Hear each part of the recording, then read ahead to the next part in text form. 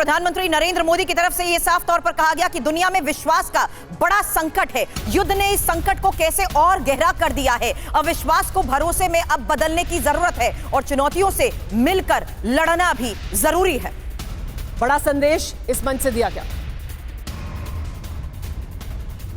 आज G20 के president के तौर पर भारत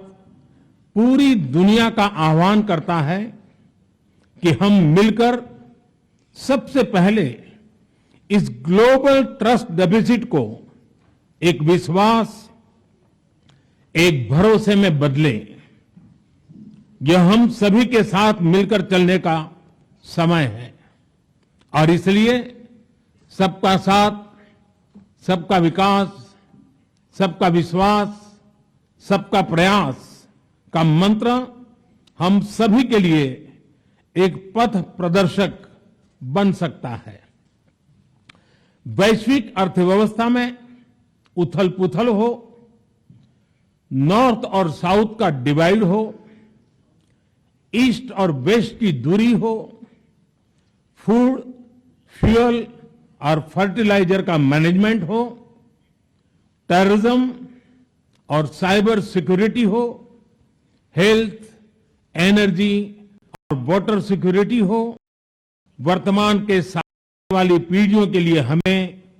इन चुनौतियों के ठोस समाधान की तरफ बढ़ना ही होगा।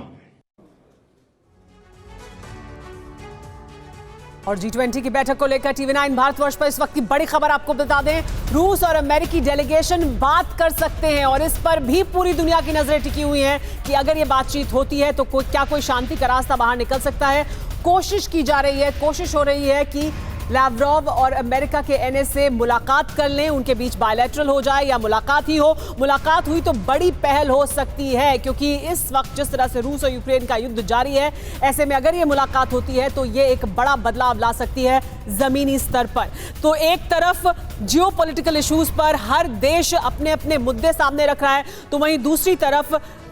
बायलैटरल भी हो रहे हैं, यानी आपसी जो मुद्दे हैं उन पर भी चर्चा की जाएगी और ऐसे में हमारी नजर उस पर भी लगातार बनी रहेगी। हमारे सहयोगी सुमित इस वक्त हमें ज्वाइन कर चुके हैं भारत मंडपम से। सबसे पहले इसी बड़ी खबर पर एक क्विक अपडेट, इस मुलाकात को लेकर क्या खबर?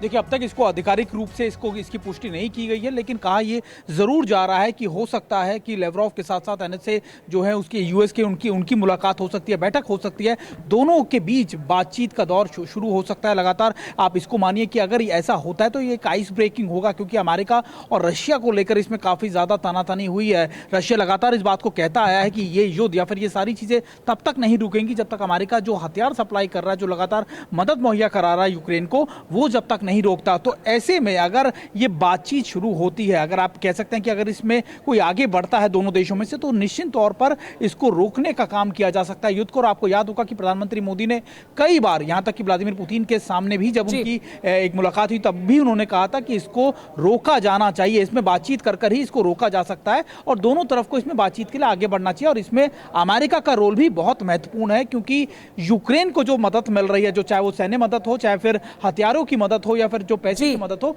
वो अमेरिका से ही मिल रही है। तो ऐसे में लगातार अमेरिका का भी एक वाइटल रोल है इस पूरी चीजों के अंदर। जी सुमित, तो अब सीधे मनीष का रुख कर लेते हैं, उनके साथ भी एक मेहमान मौजूद हैं और उनसे भी जानते हैं कि क्या कुछ चल रहा है। जी मनीष।